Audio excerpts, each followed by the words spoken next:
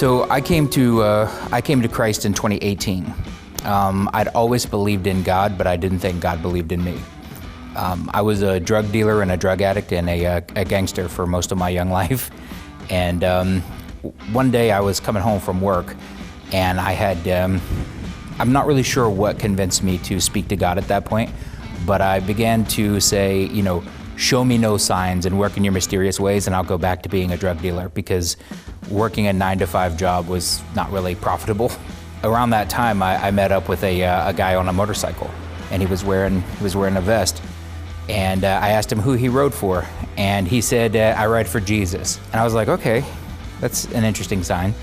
So I took his card, and I followed with him, and I went on a ride with them, and they asked me to pray for the food, and I told them I don't know how. And we went down to an event, and basically I started my path to Christianity then.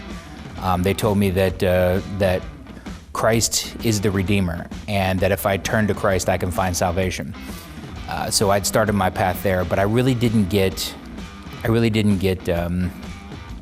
saved until a couple of months later, when I was at one of our motorcycle rallies, and one of our founders discovered that I had this generational curse, this problem of like self-doubt and all these things that people have told me in my life.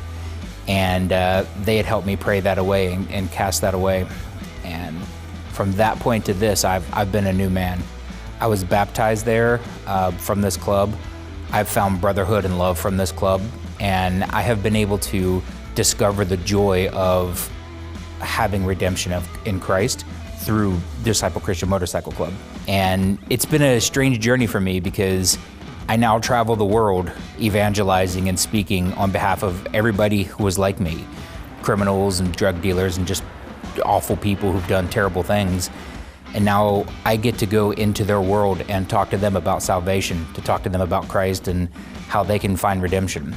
And it's been an incredibly weird couple of years, because going from where I was then, being somebody who believed in God, to now somebody who is, I'm in Romania, you know, I'm preaching the gospel, I'm talking about faith, and I'm able to share my experiences because I've been radically changed by Christ.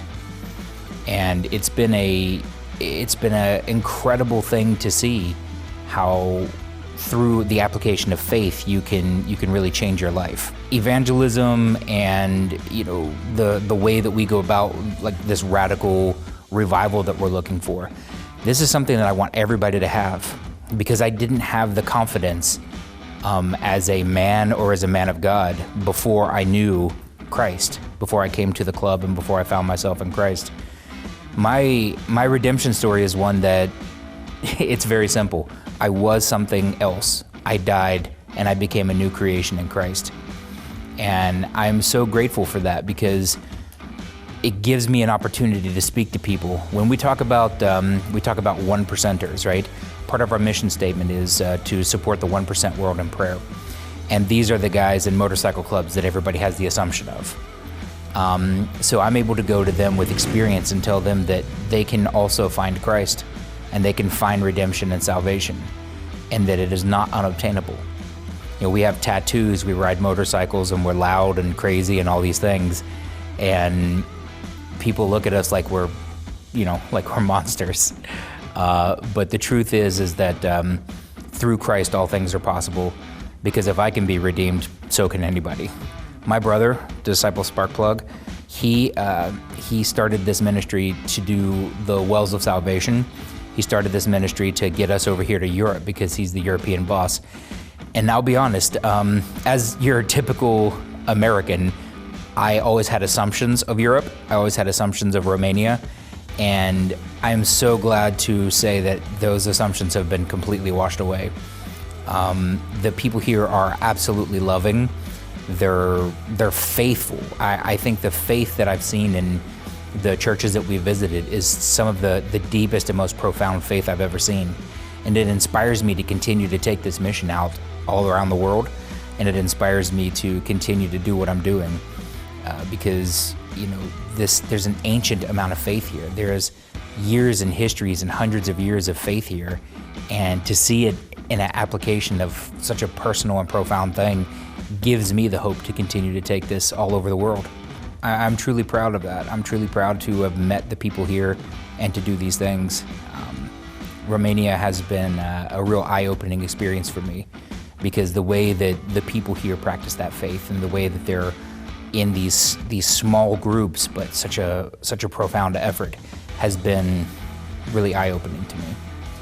My real experiences with faith up to this point has either been in the club or in churches in the U.S. that are very produced, production churches where you have smoke machines and, laser light shows and all that kind of thing.